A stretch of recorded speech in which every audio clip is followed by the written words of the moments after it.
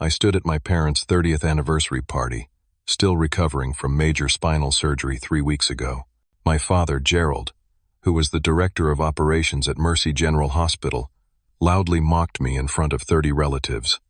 "Stop being dramatic about a minor procedure," he said. "My son acts like he had open heart surgery when it was just a back thing." My face burned with humiliation. What Gerald didn't know was this. His boss, Dr. Raymond Hartley, chief of surgery at Mercy General, and the man who performed my 8-hour surgery, stood 15 feet away, holding a wine glass, hearing every single word. My hands were shaking. Not from pain, though my back still ached constantly despite the medication, but from the sheer mortification of what had just happened. I could feel the eyes of aunts, uncles, and cousins on me. Some looked sympathetic. Most looked uncomfortable. A few were smiling like this was entertainment. I needed to get my father away from the crowd. I needed him to understand what he had just done. I walked over to where he stood, red-faced and laughing with my Uncle Frank. "Dad," I said quietly, "can I talk to you for a second? In private?" He waved me off. "Not now, Solomon. I am in the middle of a conversation." "It is important," I said, keeping my voice low. Something in my tone must have registered because he sighed dramatically and followed me down the hallway into his study. He closed the door with more force than necessary. "What is it?" he asked, already annoyed. "Your mother spent months planning this party, and you are making a scene." I took a deep breath, trying to stay calm. "Dad, Dr. Hartley is here." "At the party. He heard what you said." Gerald blinked. "Who?" "Dr. Raymond Hartley. Your boss, the chief of surgery at Mercy General, the man who performed my surgery." My father stared at me for a moment, then laughed. "That is ridiculous. Why would Ray be at our anniversary party?" "Because Mom invited him," I said. "She knows his wife from the hospital auxiliary. They have been friends for 2 years. Gerald shook his head. "Even if that were true, which I doubt, you are blowing this way out of proportion. It was a joke, Solomon. You have always been too sensitive." The anger I had been holding back started to rise. "It was not a joke, Dad. You humiliated me in front of the entire family, and you insulted the surgery that Dr. Hartley performed. Do you have any idea how serious it was?" "Oh, here we go," he said, rolling his eyes. "The drama. You had some back pain and got it fixed. People have back surgery every day. It is routine." "I had 3 herniated discs," I said, my voice rising despite my efforts to stay calm. "I was facing permanent nerve damage. Possible paralysis. The surgery took 8 hours. 8 hours, Dad. Dr. Hartley had to fuse 3 levels of my spine. I will be in recovery for months." "You see?" Gerald said, pointing at me. "This right here. This is exactly what I am talking about. You catastrophize everything. I work in a hospital, Solomon. I know what real medical emergencies look like. Back surgery is not that serious." I stared at him, stunned. How could he be this willfully ignorant? He worked in hospital administration. He saw the surgical schedules. He knew the difference between minor procedures and major operations. Dr. Hartley told me it was one of the most complex surgeries he had done this year, I said quietly. Gerald laughed again. But there was an edge to it now. Doctors always say that. It makes them feel important, makes them justify their ridiculous fees. I felt like I was talking to a wall. "Listen," I said, trying one more time. "I am not asking you to understand the medical details.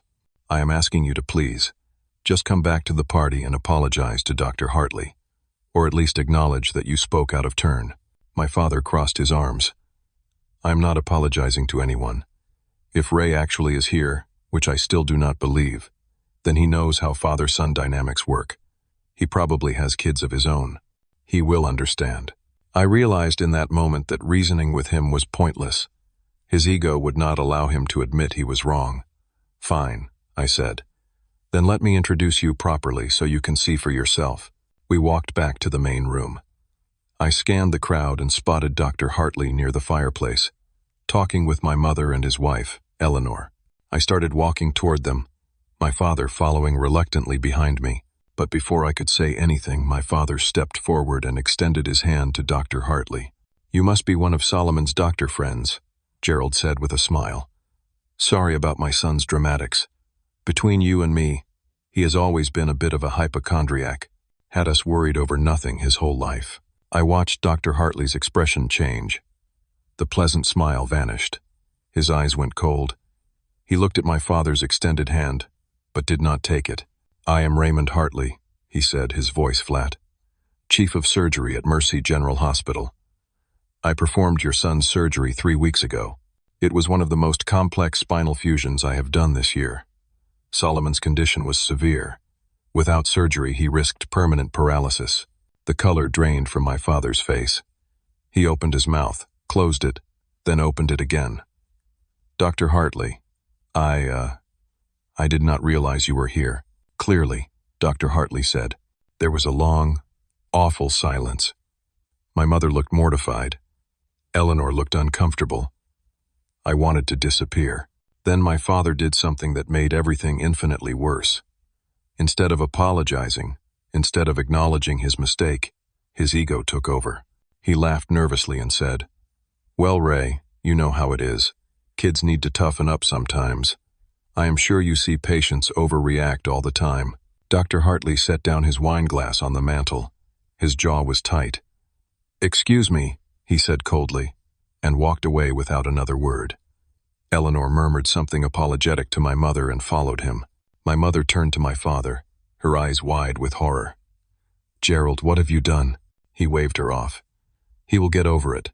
He knows I was just kidding around." But I saw Dr. Hartley's face as he left. He was not going to get over it. And I realized with sinking dread that my attempt to fix the situation had just made it catastrophically worse. Monday morning, I woke up to my phone ringing. It was barely 7 in the morning. I fumbled for it, my back protesting the movement. The caller ID showed my mother's number. "Hello?" I answered, my voice thick with sleep. "Solomon," she said, and I could hear the panic in her voice. "Your father came home early from work. Something terrible has happened." I sat up slowly, careful not to aggravate my surgical site. "What happened?" "Dr. Hartley requested a formal meeting with him and Human Resources. It is scheduled for Wednesday. Your father is furious. She paused, her voice breaking. "He blames you entirely." My stomach dropped. "Mom, I did not do anything. I just tried to explain to him that the surgery was serious. He says you set him up at the party, that you invited Dr. Hartley specifically to embarrass him." I felt anger flare. "That is insane. You invited the Hartleys. You have known Eleanor for 2 years." "I know that," she said quietly. "But your father has convinced himself otherwise. And Solomon, she hesitated. "I think he might be right that you should have just let it go." I could not believe what I was hearing. Let it go? He humiliated me in front of everyone. He insulted the doctor who saved me from potential paralysis. "But now his job is at risk," she said, her voice pleading. "Can you please just talk to Dr. Hartley? Explain that it was a misunderstanding?" After we hung up, I sat there feeling sick. My own mother believed I was in the wrong. An hour later, my brother Marcus called. "What the hell is wrong with you?" he said without preamble. "Do you have any idea what you have done?" "I have not done anything, Marcus. You ambushed Dad at his own anniversary party with his boss. You are trying to get him fired. That is not what happened." "Then tell me what did happen, Solomon, because from where I am standing, you have always been jealous of Dad's success, and now you are using this surgery thing as an excuse to tear him down." "The surgery thing," I repeated, my voice rising. "I had major spinal surgery. It was not a thing. It was 8 hours on an operating table." "Whatever," Marcus said dismissively. "All I know is you are causing problems like you always do. Just stay out of Dad's way and let him handle his own professional relationships." He hung up before I could respond. I sat there staring at my phone, feeling more alone than I had in years. My entire family had turned against me. They had rewritten what happened at the party in their minds, casting me as the villain and my father as the victim. I decided I needed to try to fix this. Maybe if I explained things directly to Dr. Hartley, I could smooth things over for my father. I opened my laptop and composed an email. "Dear Dr. Hartley," I wrote, "I wanted to reach out regarding what happened at my parents' anniversary party. I am deeply sorry for the uncomfortable position you were placed in. I had no idea my father would react the way he did, and I certainly did not intend to create any professional difficulties for him. If there is anything I can do to help resolve this situation, please let me know. I have tremendous respect for you and the care you provided during my surgery. Thank you for your understanding. Solomon." I hit send before I could second-guess myself. The response came within 20 minutes. "Solomon," Dr. Hartley wrote, "thank you for your email. I appreciate your concern, but I need you to understand that this situation has evolved beyond personal feelings. Several staff members who attended your parents' party, including nurses and an anesthesiologist from my surgical team, also overheard your father's comments. They have filed formal complaints with Human Resources about what they perceive as a dismissive attitude toward patient welfare. HR is now investigating whether your father's attitude affects how he makes operational decisions regarding patient care. As you know, your father is responsible for equipment procurement, staffing allocations, and resource management across all surgical departments. His comments revealed a troubling mindset. If he genuinely believes that major spinal surgery is being dramatic, how is he making decisions about equipment maintenance, staffing levels, and surgical resources? I want you to know that I did not initiate this investigation. However, I am cooperating fully because patient safety is my primary concern. I hope you are continuing to heal well. Please do not hesitate to contact my office if you need anything regarding your recovery. Best regards, Raymond Hartley, M.D. I read the email 3 times, my heart sinking further with each pass. My attempt to help had actually accelerated the investigation. By confirming that the party incident was real and serious, I had validated the complaints from the hospital staff. I had made everything worse. That evening, my mother called again. She was crying. "Solomon, what did you do?" "Your father saw an email you sent to Dr. Hartley. Now Dr. Hartley is using it as evidence that the incident happened. The investigation is expanding." "I was trying to help," I said weakly. "By telling his boss that he insulted you? How is that helping?" "I told him the truth, Mom. That is all I did." "The truth," she said bitterly, "is that you are destroying this family." She hung up. I sat in my apartment that night, my back aching, my head pounding, wondering how everything had spiraled so far out of control. I had gone to a party. My father had mocked me. I had tried to explain why it was hurtful. And now somehow, I was the one tearing the family apart. Tuesday evening, my phone started blowing up. Calls, texts, voicemails, all coming in rapid succession. I answered one from my Aunt Diane. "Solomon," she said, her voice sharp. "What is this I hear about you conspiring with your father's boss to get him fired?" "What? No, that is not at all what is happening. That is not what Gerald says. He says you have been working with this doctor to file false complaints against him." I closed my eyes, fighting to stay calm. "Aunt Diane, Dad insulted my surgery in front of everyone at the party. His own boss heard it. I did not file any complaints. Other people at the hospital did, but she had already made up her mind.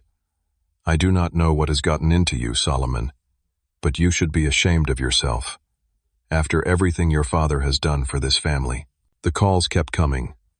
My Uncle Frank, my cousin Sarah, my father's sister, Aunt Helen. Each one had heard my father's version of events, and each one was calling to tell me what a terrible son I was. Then my father really escalated things. My cousin Emma sent me a screenshot of a group text my father had sent to the extended family. I read it with growing horror. "I need to share something difficult with all of you," it began. "Solomon has been struggling with some mental health issues recently. After his back procedure, which was minor despite his claims otherwise, he became fixated on the idea that he had been seriously ill. When I gently tried to help him understand that he was overreacting, he became angry and vindictive. He has now enlisted my boss at the hospital in what I can only describe as a conspiracy to damage my career and reputation. I love my son, but I am deeply concerned about his mental state. He has even been making false claims about the severity of his surgery, possibly in an attempt to commit workers' compensation fraud. I am asking all of you to please keep Solomon in your thoughts and prayers during this difficult time. I stared at the screen, unable to breathe. He had just told the entire family that I was mentally ill and committing fraud. He had painted himself as the concerned father and me as the delusional, vindictive son. My phone rang. It was my grandmother. "Solomon, sweetheart," she said, her voice trembling. "Your father just called me. He says you are not well. He says you need help." "Grandma, I am fine. I promise. Dad is lying about what happened." "But why would he lie, dear? He is so worried about you. We all are, because he does not want to take responsibility for what he said," I explained. "Grandma, I had major surgery. It was not minor. Dr. Hartley, the surgeon, can confirm everything." "Dr. Hartley is the one putting these ideas in your head," she said gently. "Your father told me. He says this doctor has been manipulating you." I felt helpless. My father had gotten to everyone first, and they all believed him. That night, my brother Marcus showed up at my apartment. I opened the door and he pushed past me into the living room. "We need to talk," he said. "Okay," I said carefully. "Let us talk. If Dad loses his job, the whole family suffers. Do you understand that? He has been helping Grandma with her nursing home costs. That is $3,000 a month. Where is that going to come from if he gets fired?" "I did not realize that," I admitted. "Of course you did not," Marcus snapped. "You never think about anyone but yourself. This is not just about you and your hurt feelings. This affects all of us." "Marcus, I did not start this.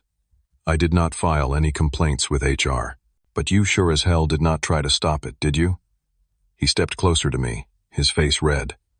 "Let me make this very clear. If Dad loses his job because of you, you are out of this family, permanently. Grandma needs that money. Mom and Dad have been helping me and Jessica with our mortgage since I got laid off last year. Your selfishness is going to destroy all of that." "I am not being selfish," I said, hearing the desperation in my own voice. "I am just trying to tell the truth about what happened." "The truth?" Marcus laughed bitterly. "The truth is that you are a 30-year-old man who is still seeking attention from Daddy. Grow up, Solomon." He left, slamming the door behind him. I spent Wednesday morning composing a detailed email to family members, explaining what really happened. I attached my medical records showing the complexity of the surgery. I included photos of my surgical scar, the discharge instructions, the pain medication prescriptions. I explained, point by point, how my father had misrepresented everything. I sent it to 20 relatives, hoping that seeing the documentation would change their minds. Within an hour, my father somehow got a copy of the email. Someone had forwarded it to him, and he saw an opportunity. At 2 in the afternoon, I received a FedEx envelope at my door. Inside was a cease and desist letter from a lawyer named Howard Breslin. My hands shook as I read it. "Dear Mr. Solomon Grant," the letter began. "I represent Gerald Grant in connection with your ongoing harassment and defamation campaign against him. Your recent email to multiple family members, which included private medical information and false allegations against my client, constitutes defamation, invasion of privacy, and intentional infliction of emotional distress. You have violated HIPAA regulations by sharing medical information in an attempt to harm my client's reputation. You have made false and malicious statements about my client's character and professional conduct. You have interfered with my client's employment relationships. We demand that you immediately cease all communication about my client. We further demand that you sign the attached statement acknowledging that you fabricated the incident at your parents' anniversary party. Failure to comply will result in legal action, including but not limited to civil suits for damages in excess of $100,000. You have 72 hours to respond." The attached statement was even worse. It said that I had invented the entire party incident, that I had mental health issues, that I had manipulated hospital staff into filing false complaints, and that I apologized for any harm caused to my father's reputation. I called a lawyer that afternoon. Her name was Jennifer Tate, and she specialized in employment and defamation cases. I explained everything over the phone. "Do not sign that statement," she said immediately. "It is a trap. They are trying to get you to admit to things you did not do." "But what about the lawsuit threat?" "It is mostly bluster," she said. "Your father's lawyer is trying to intimidate you. We can fight this." But her retainer was $5,000. Money I did not really have while on medical leave. I paid it anyway, feeling the walls closing in around me. That night I could not sleep. I lay in bed staring at the ceiling, my back throbbing, my mind racing. My father had weaponized the legal system against me. He had turned my entire family against me. And somehow, I was the one who looked like the villain. Wednesday at 4 in the afternoon, my phone rang. It was Dr. Hartley's office number. "Solomon, this is Dr. Hartley. I need you to come to the hospital immediately." "Can you do that?" My heart started pounding. "Is everything okay? Is it about my recovery?" "No, you are healing fine. This is about the HR meeting with your father. Please come as soon as you can." I drove to Mercy General, my mind spinning with possibilities. When I arrived, Dr. Hartley met me in a private conference room. He looked tired and frustrated. "Solomon, I want you to know what happened at today's meeting," he began. "Your father came with his lawyer. They completely denied everything. They claimed you fabricated the entire party incident. But there were witnesses," I said. "The nurses, the anesthesiologist." "I know. But your father's lawyer presented the cease and desist letter they sent you as evidence of your instability. They claimed you have mental health issues and that you have been harassing your father. They said I have a personal vendetta because you are, and I quote, a problem patient who complained about your care." "I have never complained about my care," I said, stunned. "I know that too. But they are muddying the waters. The hospital's legal team is now involved. They are worried about liability. They have asked me to step back from the investigation to avoid any appearance of bias.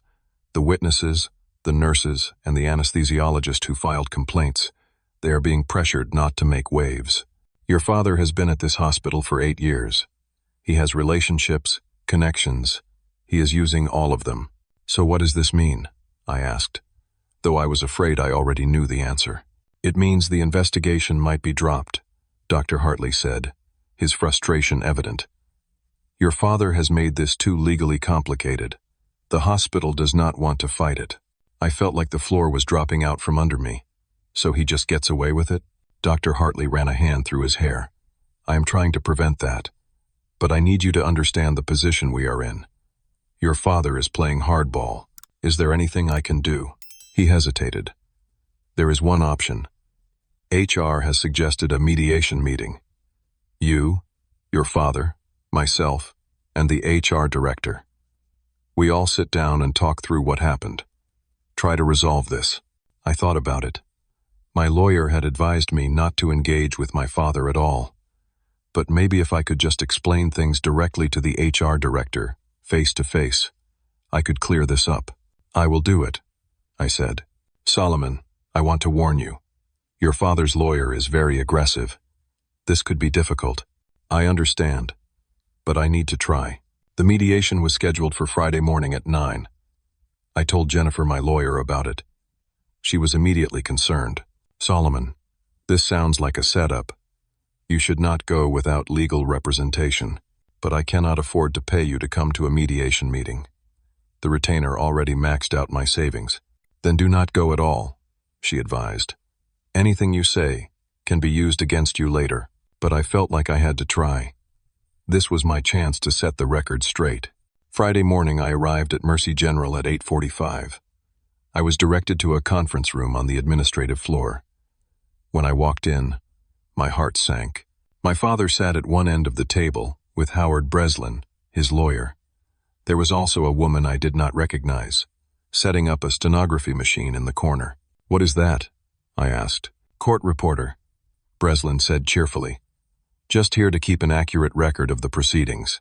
The HR director, a woman named Angela Foster, entered and took a seat. Dr. Hartley arrived a moment later and sat next to me. The meeting started cordially enough. Angela explained that we were here to discuss the incident at the party and hopefully reach a resolution. She asked me to explain what happened from my perspective. I started talking. I explained about my surgery, about my father's comments, about how hurtful and humiliating it had been. I was careful, measured, trying to sound reasonable. Then Breslin started asking questions. "Mr. Grant," he said, "can you describe your employment history over the past 10 years? "I do not see how that is relevant," I said. "Please answer the question." "I have worked as a project manager at Hillside Construction for the past 7 years," I said. "And before that, I worked at another construction firm. I was laid off during the recession." Breslin made a note. "So you have a history of employment instability." "I was laid off along with 40 other people when the company downsized." "That is not instability." He moved on. "Tell me about your medical history. Have you ever been treated for anxiety or depression?" I felt trapped. "Yes. I saw a therapist briefly after my divorce 4 years ago. Many people do." "So you have a documented history of mental health treatment," he said, writing again. "That is not fair," I protested. "Seeing a therapist does not mean I am mentally ill," Dr. Hartley interjected. "This line of questioning is inappropriate." Breslin ignored him. "Mr. Grant, is it true that you sent multiple harassing emails to family members containing private medical information?" "I sent one email explaining what happened at the party. I included my medical records to prove my surgery was serious. Without your father's consent, you distributed information about an incident that involved him, correct?" I was trying to defend myself against his lies. Breslin smiled. "So you admit you distributed what you called medical information to multiple people in an attempt to damage your father's reputation." I felt like I was drowning. "That is not what I said." He went on like this for an hour, twisting everything I said, bringing up that I had been fired 5 years ago, which was not true.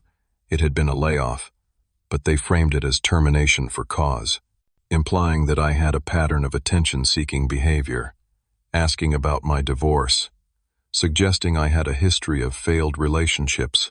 My father sat there calm, playing the concerned parent. He even teared up at one point, saying, "I just want my son to get the help he needs." By the end, I had been made to look unstable, vindictive, and unreliable. The court reporter had documented all of it. Angela Foster looked at me with what might have been sympathy, but I could see doubt in her eyes too. When it was over, I stumbled out of the conference room feeling like I had been hit by a truck. Dr. Hartley caught up with me in the hallway. "I am so sorry," he said. "I did not know they were going to ambush you like that." "I should have brought my lawyer," I said numbly. "Yes," he agreed quietly. "You should have." I drove home in a daze. I had tried to fix things and instead walked directly into a legal trap. My father's lawyer had gotten me on record saying things that could be twisted and used against me. I had admitted to sending emails with medical information. I had confirmed my history of therapy. I had given them ammunition. And the worst part was that Angela Foster, the HR director, had watched it all. She had seen me get torn apart by a skilled lawyer while my father sat there looking sympathetic. Even if she believed me about the party, which seemed unlikely now, the hospital would never risk disciplining my father. It was too messy, too legally complicated. My father was going to win. I spent the weekend in a fog of depression and pain. My back hurt constantly, probably from the stress. I could not eat, could not sleep, could not stop replaying the mediation in my mind. Monday morning, my phone rang from an unknown number. I almost did not answer, but something made me pick up. "Is this Solomon Grant?" a woman's voice asked. "Yes. My name is Janet Reeves. I am a surgical nurse at Mercy General. I was at your parents' anniversary party." I sat up straighter. "You were there?" "Yes. I heard everything your father said. And I need to tell you something, but I am terrified to speak publicly. I am 63 years old, Solomon. I retire in 18 months. If I make waves now, they could make my life hell." "I understand," I said. "Why are you calling?" "Because what your father said at that party, it was not just insulting to you. It revealed something I have been afraid to talk about for years." "What do you mean?" "Your father has been cutting corners in the operating rooms for years," she said, her voice shaking slightly. "He has been reducing surgical staff to cut costs and boost his performance metrics. He has been delaying equipment maintenance to stay under budget. Multiple surgeons have complained, but Gerald always frames it as fiscal responsibility. My mouth went dry. Are you serious? Completely serious. Do you know why Dr. Hartley was so angry at that party? It was not just because your father insulted you. It was because Dr. Hartley nearly lost you during surgery. What? The backup generator in operating room 3, where you had your surgery. It was flagged for replacement 6 months before your procedure. Your father delayed it 4 times to save money.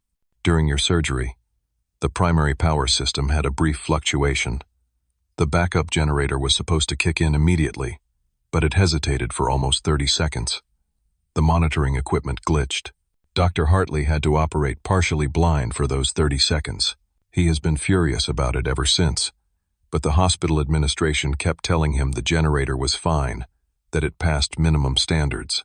I felt sick. I almost died because my father was cutting costs. You were at serious risk, Janet confirmed, and you are not the only one. There have been other close calls. Equipment failures during surgeries, insufficient nursing staff, leading to delayed patient care. Your father has been prioritizing budget numbers over patient safety for years. Why has no one reported this? Some people have tried, but Gerald is very good at his job when it comes to managing up.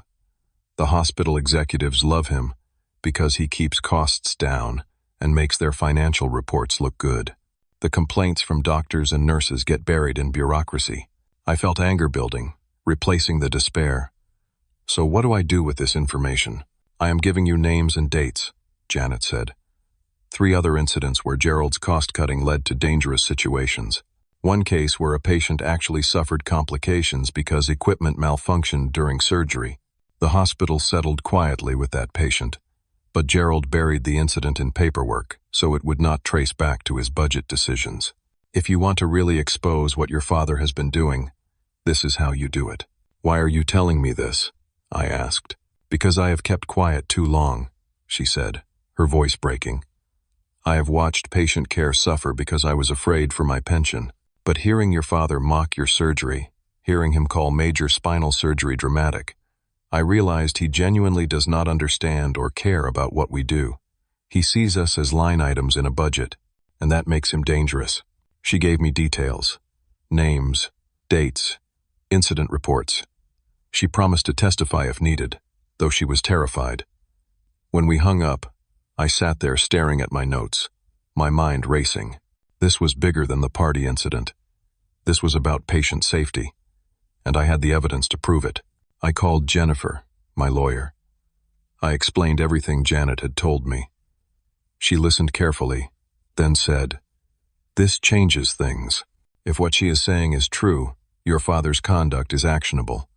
We can file a complaint with the state medical board about patient safety violations. Will that help me? Or will it just make things worse? Honestly, it will probably make things worse in the short term. Your father will retaliate hard. But this is not about you anymore, Solomon. This is about protecting other patients from what happened to you." She was right. I could not stay silent knowing that other people might be harmed. We filed the complaint Wednesday afternoon. It included Janet's testimony, the incident reports, the documentation of my father's cost-cutting decisions. We sent copies to the state medical board, to Mercy General's board of directors, and to the hospital's liability insurance carrier. Thursday morning, my father found out. My phone rang at 6 in the morning. It was my mother screaming, "What have you done? What have you done to him? He is destroying things in the house, Solomon. He says you have filed false reports with the state. He says you are trying to ruin his entire career." I stayed calm. "Everything in that report is true, Mom. Ask him about the backup generator in operating room 3. Ask him about the patient who suffered complications because of equipment failure." "You are lying," she sobbed. "You are making all of this up." "I am not. And I have a nurse willing to testify to all of it." An hour later, I received another legal letter. This one was much more serious. Gerald Grant versus Solomon Grant. A lawsuit for defamation, intentional infliction of emotional distress, and tortious interference with business relationships. He was suing me for $500,000. The complaint painted me as an obsessed, mentally ill son on a vendetta against his successful father. It claimed every allegation in the medical board complaint was fabricated. It included declarations from family members saying I was unstable.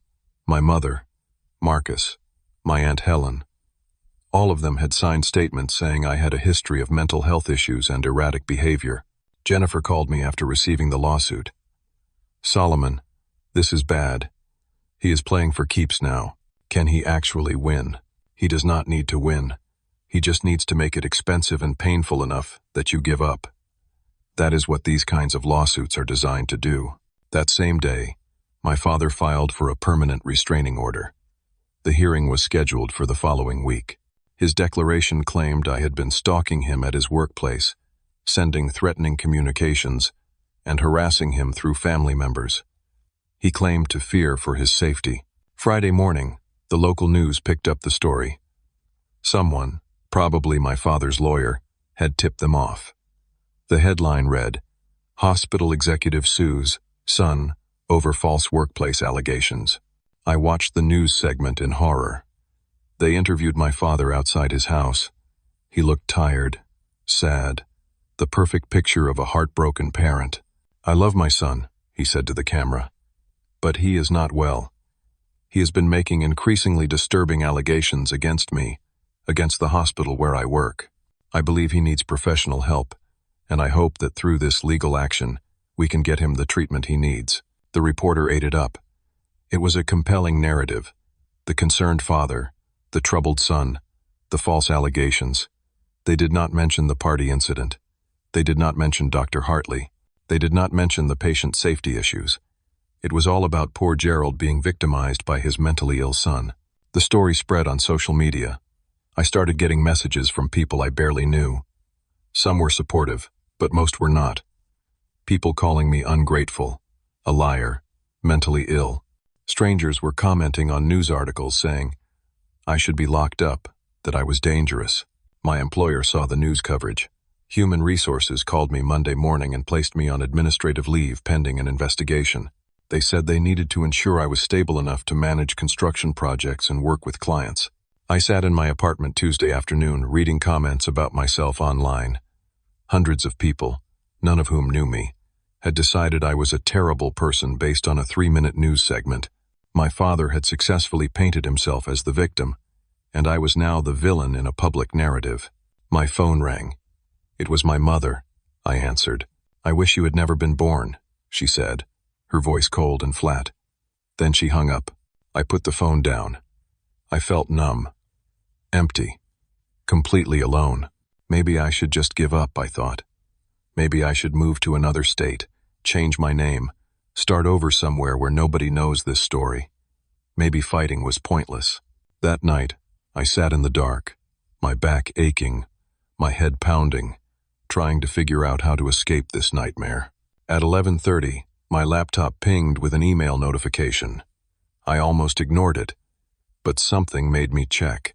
The subject line read, "I am sorry I stayed quiet." The sender was Tyler Chen. Wait, no, I cannot use that name. Let me fix that. The sender was Tyler Brooks.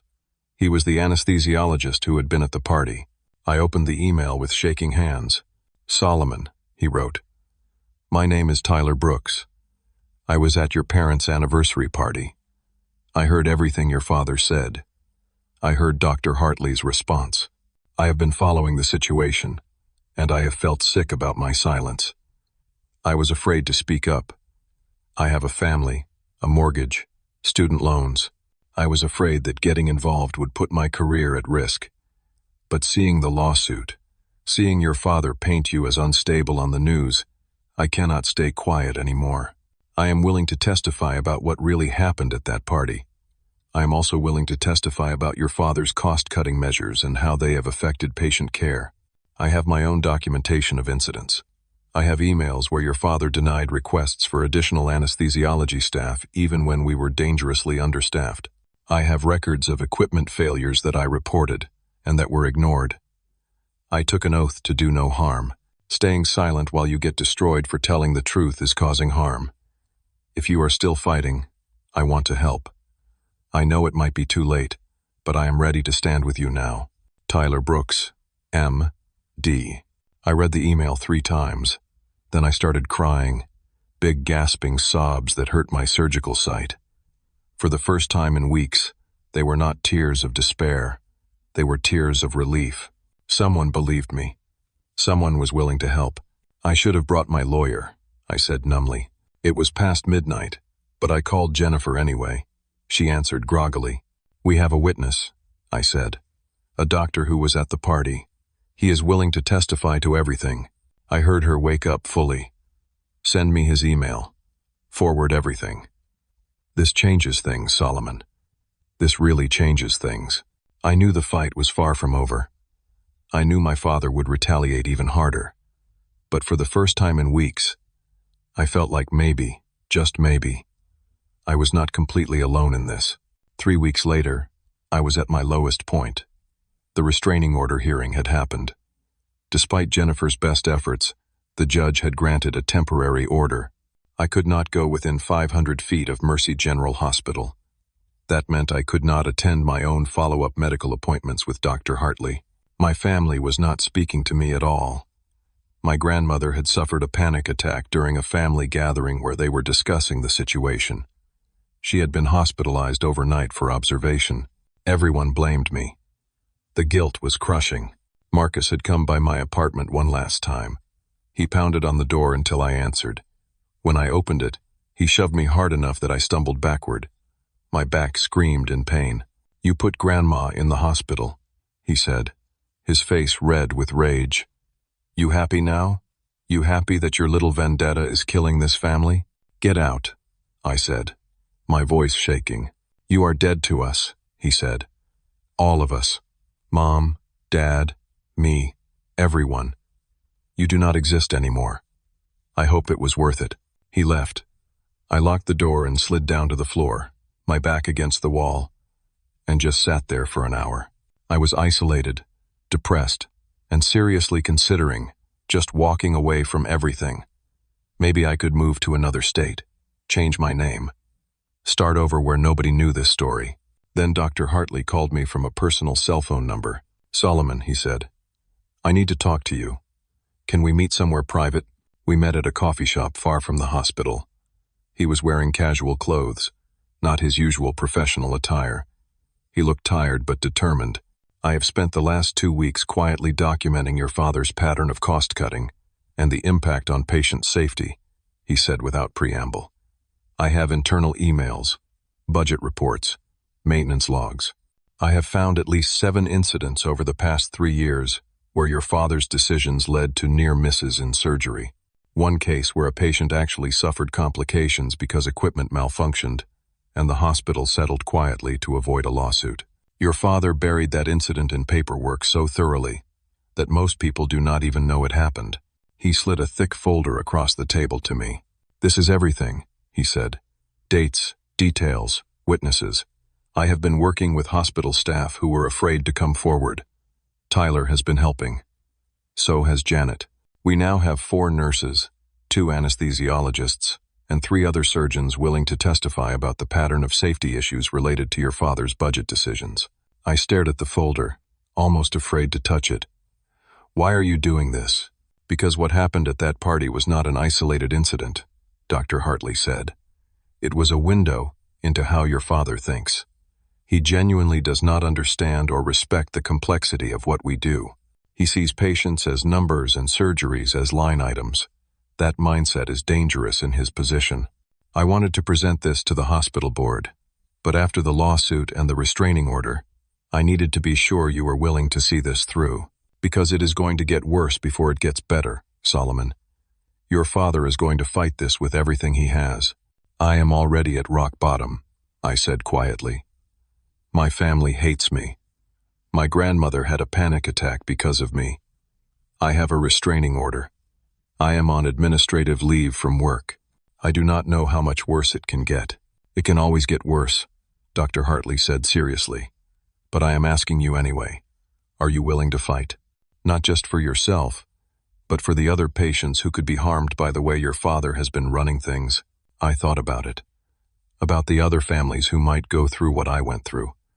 about the patients who might face unnecessary risk because equipment was not maintained or staff was insufficient. Yes, I said. I am willing to fight. Good, he said. The hospital board is convening an emergency hearing next week. I am presenting all of this. I need you there to testify about your experience, about the party incident, about everything. But the restraining order, I started, only applies to the hospital as a workplace. The board meeting is being held at an off-site conference center. Your lawyer has already confirmed you can attend. For the first time in weeks, I felt something like hope. Then my father played his nuclear option. 3 days before the board hearing, I received notice of a new lawsuit. This one was personal, defamation, and intentional infliction of emotional distress, seeking $500,000 in damages. The complaint claimed that my false allegations had destroyed his reputation, caused him severe emotional distress, and damaged his career prospects. Along with it came a motion for a permanent restraining order, this one much broader, not just the hospital, but any location where my father might be present. The hearing for that was scheduled for the same day as the hospital board meeting, and he had submitted a declaration claiming I had a history of mental illness. It was completely fabricated. He claimed I had been hospitalized for psychiatric treatment at age 22, which never happened. He claimed I had been prescribed antipsychotic medications, which was a lie. He submitted letters supposedly from family members documenting my erratic behavior over the years. Jennifer was furious when she saw it. "This is perjury," she said. "These claims are demonstrably false. We can prove you were never hospitalized, never prescribed those medications. But in the short term, it does not matter," I said bitterly. The damage is done. Then it got worse. The local news picked up the new lawsuit. This time, the coverage was even more slanted toward my father. Hospital executive under attack by disturbed son. They interviewed my father again. He sat in his living room, my mother beside him, both of them looking devastated. "We just want our son to get help," my father said to the camera. "We love him, but these accusations have been so painful. He claims we are terrible parents, that I am a terrible person. None of it is true. We have tried everything to reach him, but he has cut us off completely." My mother actually cried on camera. "I miss my son," she said. "I miss the boy he used to be before all of this." The segment ended with the reporter saying, "The family hopes that through legal intervention, they can force their son to get the psychiatric treatment they say he desperately needs." I watched it online. The comments were vicious. Thousands of people calling me names, saying I should be institutionalized, that I was abusing my elderly parents. Some people even called for me to be arrested.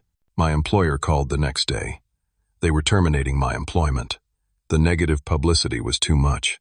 They could not have someone managing major construction projects who was in the news for allegedly being mentally unstable and suing their own family. I hung up and sat in stunned silence. I had lost my job, my family, my reputation, everything. That night was the darkest. I sat in my apartment, the lights off, just staring at nothing.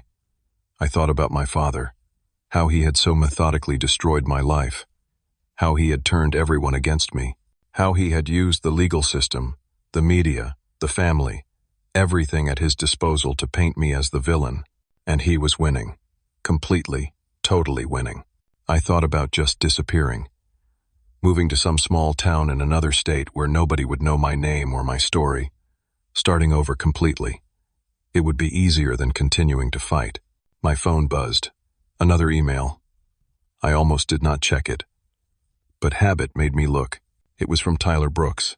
"Solomon." The subject line read, "Please do not give up." I opened it.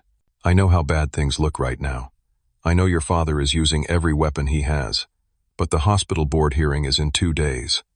Dr. Hartley has the evidence. I am testifying. Janet is testifying. 4 other nurses are testifying. We are all putting our careers on the line because what your father has been doing is wrong, and because what he is doing to you is unconscionable. You are not alone in this. I know it feels like you are, but you are not. Please come to the hearing. Please tell your story. We will stand with you. I promise. Tyler." I read it 3 times. Then I called Jennifer. "I am going to the hearing," I said. "Whatever happens, I need to do this." "Okay," she said quietly. "Then let us prepare. Let us make sure your testimony is clear, truthful, and unshakable, because they are going to come at you hard." We spent the next 2 days preparing, going over every detail of the party, the surgery, the aftermath, anticipating every question, every attack, making sure I could stay calm under pressure. The morning of the hearing, I woke up early. My back ached. My head hurt. I felt exhausted in every possible way, but I got dressed. I drove to the conference center, and I walked in ready to tell the truth, no matter what it cost me. The hospital board hearing was held in a conference room at the Riverside Convention Center. I arrived 15 minutes early, my hands shaking. Jennifer met me in the lobby. "You ready?" she asked. "No," I admitted. "But I am here." Dr. Hartley was already inside, setting up a laptop and projector. Tyler Brooks was there too, along with Janet Reeves and 3 other nurses I recognized from the hospital. They all nodded at me as I entered. That simple acknowledgement meant more than they could know. The board members filed in. 7 people, mostly older, all looking serious. The board chair, a man named Douglas Pemberton, called the meeting to order. "We are here to review concerns raised about Gerald Grant's management of surgical operations and resource allocation," he began. "Dr. Hartley, you requested this hearing. Please proceed." Dr. Hartley stood. He was calm, professional, commanding. He started with my surgery. 3 weeks after I performed one of the most complex spinal surgeries I have conducted this year, he said, "I attended a social event where I overheard the patient's father, who happens to be the director of operations at this hospital, describe that surgery as a minor procedure." He mocked his son for being dramatic about his recovery.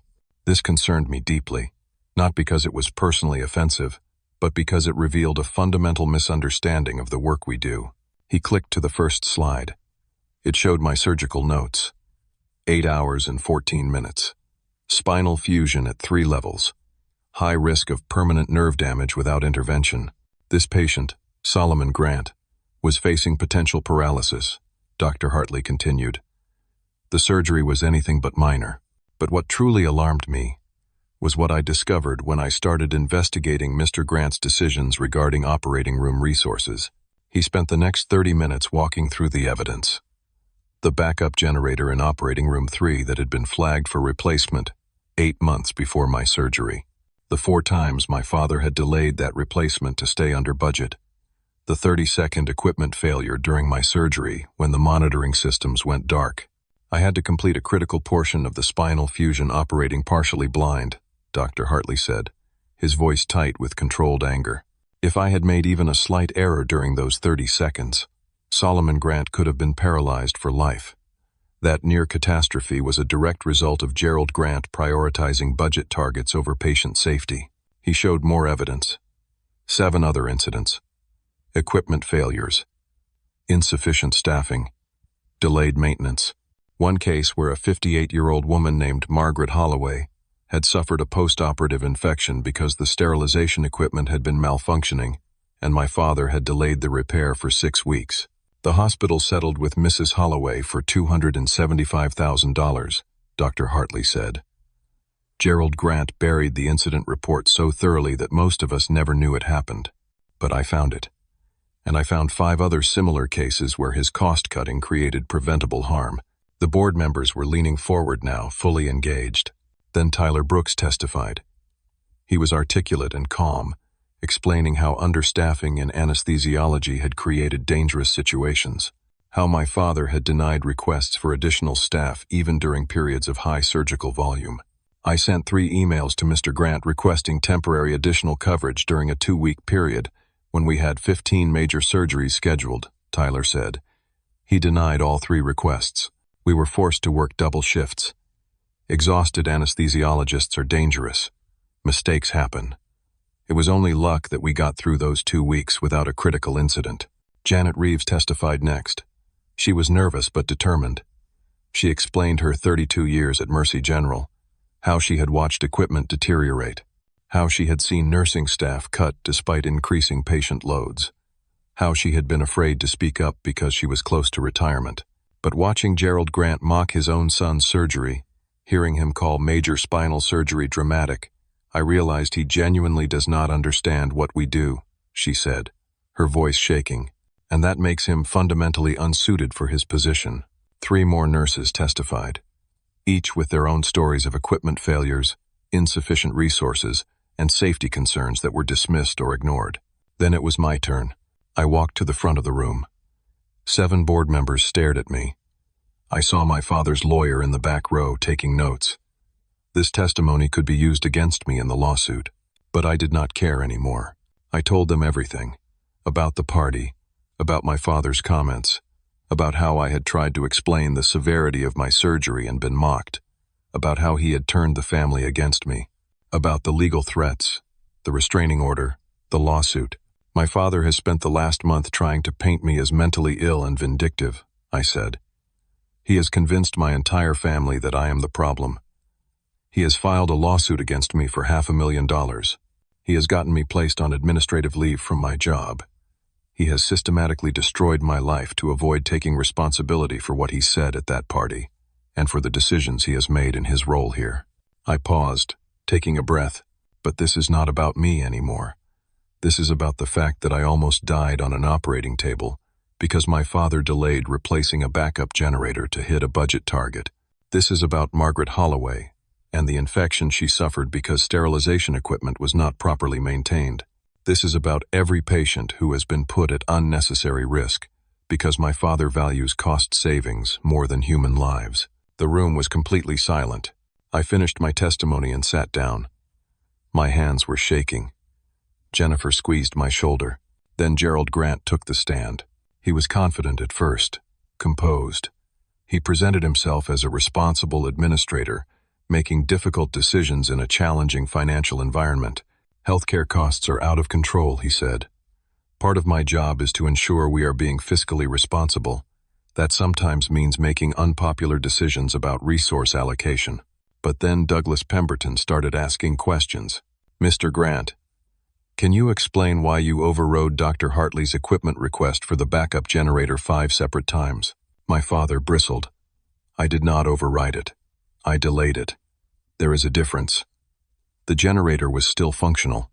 It passed minimum safety standards, but it had been flagged as unreliable. Pemberton pressed. Flagged, yes, but not critically unsafe. We had other priorities, including hitting your annual budget target. My father's jaw tightened. My performance is evaluated based on multiple factors, including fiscal responsibility. And did you hit your target that year? Yes.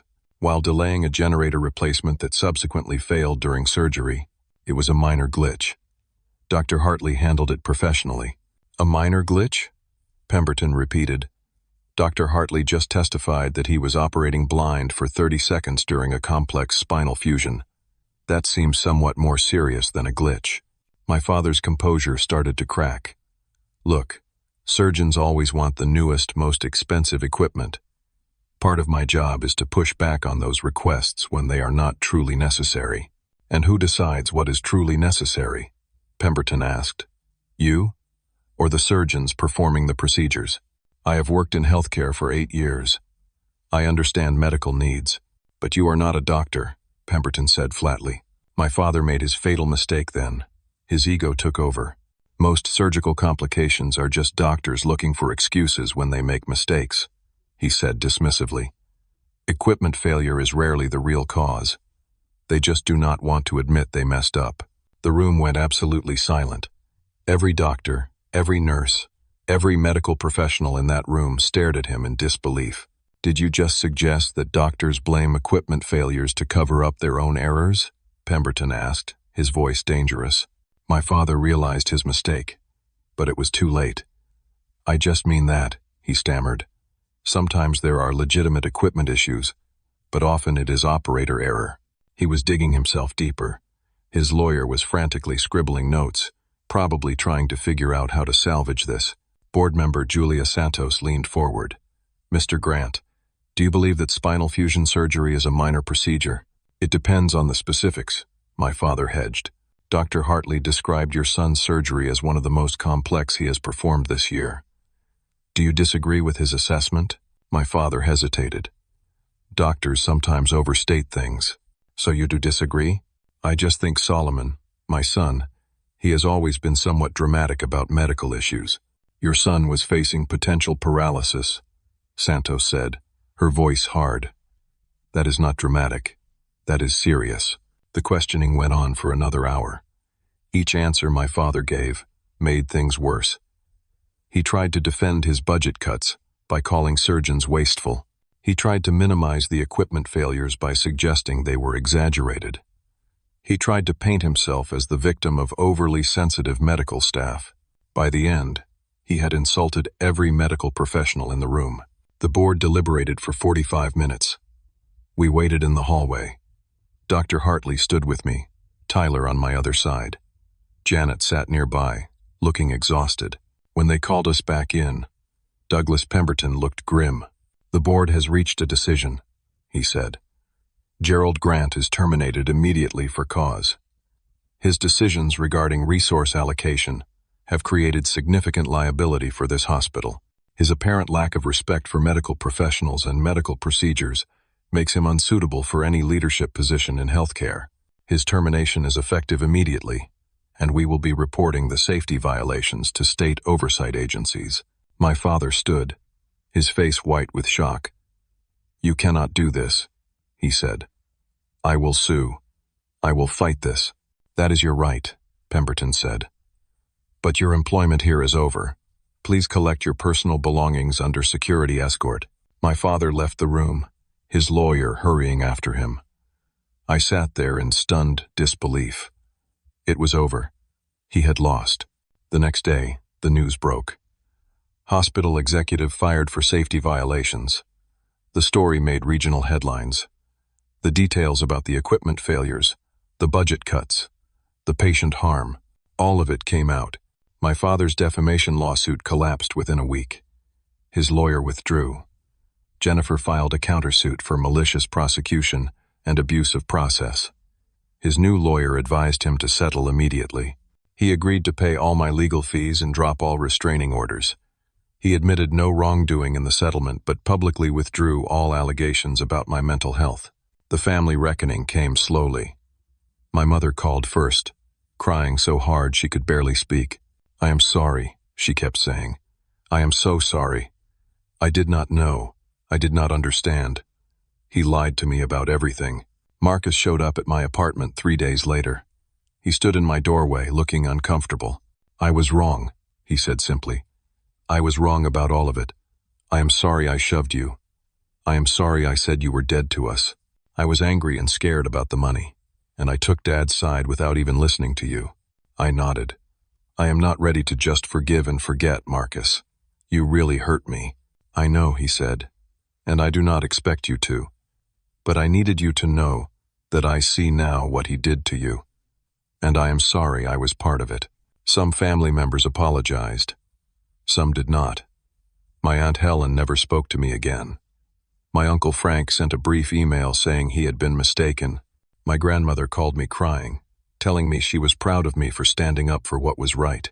I did not forgive everyone immediately. Some relationships were damaged beyond repair, and I had to accept that. My employer did not rehire me, but I found a new job at a different construction firm within 2 months. They knew about the situation. The hiring manager actually said he respected that I had stood up for patient safety even when it cost me everything. The state medical board launched a full investigation into Mercy General. They found systemic problems that went beyond just my father. The hospital implemented major reforms. New equipment was purchased. Staffing levels increased. Safety protocols were updated and actually enforced. Dr. Hartley was promoted to Chief Medical Officer. He was given authority over all operational decisions that affected patient care. The power dynamic had shifted. Patient safety now came before budget targets. 6 months later, I was finishing physical therapy. My back was healing well. I could walk without pain. I could lift things again. I was returning to normal life. I had started dating someone named Chloe. She was a teacher I met through a mutual friend. She knew my whole story and did not judge me for it. She said it showed character that I had not given up. I stayed in limited contact with my family. I saw my mother occasionally for lunch. Marcus and I talked every few weeks. But it was on my terms now. I had boundaries. Some relationships would never go back to what they were, and I had made peace with that. My father moved to another state and took a job in corporate healthcare consulting. We had not spoken since the board hearing. I did not know if we ever would. Part of me hoped he had learned something, but mostly I just felt relieved that he was far away. I went to a hospital charity event that summer. Dr. Hartley saw me across the room and walked over. "How is the back?" he asked. "Getting better every day," I said. "Good. I am glad you did not give up. A lot of people benefit from your courage, even if they do not know it." "I just did what I had to do," I said. "That is exactly what courage is," he replied. As I drove home that night, I thought about everything that had happened. The pain, the betrayal, the isolation, the fight. I had lost my relationship with my father, possibly forever. Some family relationships were damaged beyond repair. I had been publicly humiliated, sued, and nearly destroyed. But I had also learned something important. I learned that family loyalty cannot mean accepting harm, that speaking truth to power has real costs, but staying silent has costs too. Costs you pay in your soul. I learned that vindication does not always feel triumphant. Sometimes it just feels like quiet relief, like being able to breathe again after holding your breath for months. The real victory was not destroying my father or getting revenge. The real victory was being able to look at myself in the mirror and know I had done the right thing. Know that other patients were safer because I had spoken up. Know that I had protected people from what I had endured. That was enough. That had to be enough. Because, at the end of the day, integrity is about what you can live with. And I could live with myself. I thought about everything I had been through. Every difficult moment had taught me something. I learned that doing the right thing does not mean everything works out perfectly. It does not mean you get your family back the way it was. It does not mean the pain goes away immediately, but it means you can sleep at night. It means you can face yourself. It means you protected others from harm. And sometimes, that is the most important victory of all. Now I want to hear from you. Have you ever had to stand up for what was right, even when it cost you relationships or caused you pain? Have you ever been in a situation where family loyalty conflicted with telling the truth? How did you handle it? What would you have done differently? Share your thoughts in the comments below. Your story might help someone else who is going through something similar. If this story resonated with you, please consider hitting that like button. It helps others find these stories and reminds them they are not alone in their struggles. And if you want to hear more stories about overcoming family conflicts, workplace injustice, and standing up for yourself even when the odds seem impossible, please subscribe to this channel. I share new stories every week. Finally, if you know someone who needs to hear this story, someone who is struggling with family betrayal or workplace issues, or just needs to be reminded that doing the right thing matters even when it is hard, please share this video with them. Sometimes we all need to know that we are not alone in our fights. Thank you for listening to my story. Thank you for being here. I hope that whatever battles you are facing, you find the courage to keep going. You deserve to be heard. You deserve to stand up for yourself. And you deserve people in your life who will stand with you when it matters most. Take care of yourselves. And remember, integrity is not about winning. It is about being able to live with the person you see in the mirror. That is the only victory that truly lasts.